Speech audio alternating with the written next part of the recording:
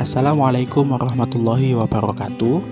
Saya Dilang Ibnu Afandi dengan nomor NIM D241869, mahasiswa Program Studi Pendidikan Guru Sekolah Dasar Fakultas Keguruan dan Ilmu Pendidikan Universitas Nahdlatul Ulama Sidoarjo akan menjelaskan tentang model web.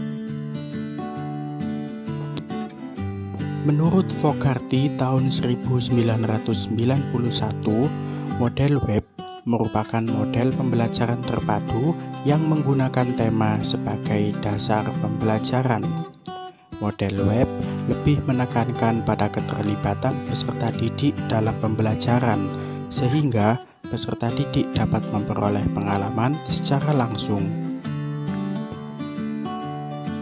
Adapun karakteristik model web, yang pertama, yaitu model ini menekankan peserta didik sebagai subjek belajar, sedangkan guru lebih berperan sebagai fasilitator dengan memberikan kemudahan-kemudahan kepada peserta didik untuk melakukan aktivitas belajar. Yang kedua, memberi pengalaman langsung. Dengan pengalaman langsung, peserta didik dihadapkan pada sesuatu yang nyata atau konkret sebagai dasar untuk memahami hal-hal yang lebih abstrak. Yang ketiga, pemisahan mata pelajaran yang tidak begitu jelas. Fokus pembelajaran diarahkan kepada pembahasan tema-tema yang paling dekat berkaitan dengan kehidupan peserta didik. Yang keempat, menyajikan konsep dari berbagai mata pelajaran. Menyajikan konsep-konsep dari berbagai mata pelajaran dalam suatu proses pembelajaran. Dengan demikian, peserta didik mampu memahami konsep-konsep tersebut secara utuh. Hal ini diperlukan untuk membantu peserta didik dalam memecahkan masalah yang dihadapi sehari-hari. Yang kelima, bersifat fleksibel. Guru dapat mengkaitkan bahan ajar dari satu mata pelajaran dengan mata pelajaran yang lain, bahkan mengkaitkan mata pelajaran dengan kehidupan peserta didik dan keadaan lingkungan sekolah di mana mereka berada. Yang keenam, yaitu menggunakan prinsip belajar sambil bermain yang menyenangkan.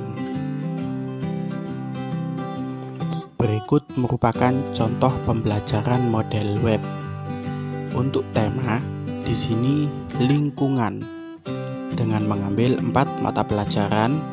Yang pertama yaitu ilmu pengetahuan alam atau IPA, dengan subtema mengenal berbagai bentuk energi dan manfaatnya dalam kehidupan sehari-hari.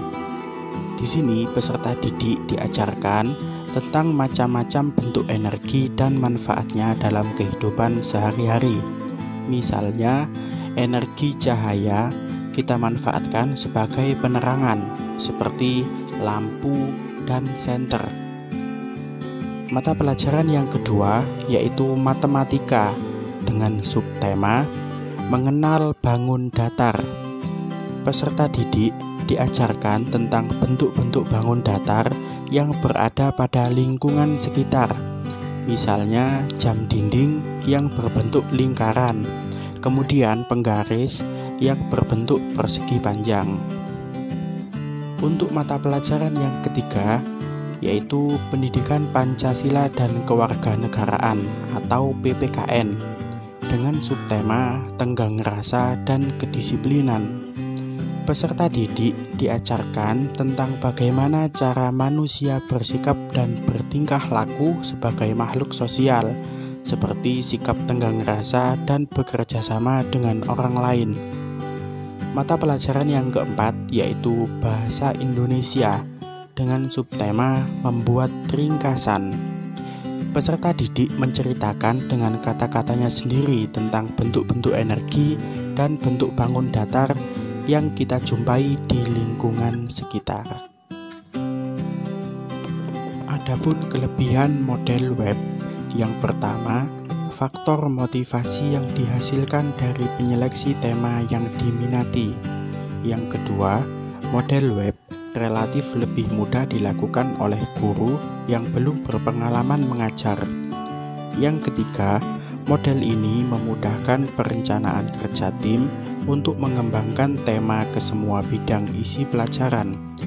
Yang keempat, memberi kemudahan bagi peserta didik dalam melihat kegiatan-kegiatan yang saling terikat. Yang kelima, peserta didik dapat dengan mudah melihat bagaimana kegiatan yang berbeda dan ide yang berbeda dapat saling berhubungan. Di samping kelebihan model web, adapun kekurangan dari model web yaitu yang pertama, kesulitan yang paling serius dengan model web terletak pada pemilihan satu tema.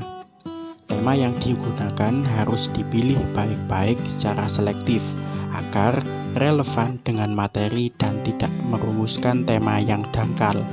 Kemudian yang kedua, dalam pembelajaran, guru lebih memusatkan perhatian pada kegiatan daripada pengembangan konsep. Itulah tadi sedikit penjelasan model web dari saya. Semoga bermanfaat. Mohon maaf dan terima kasih.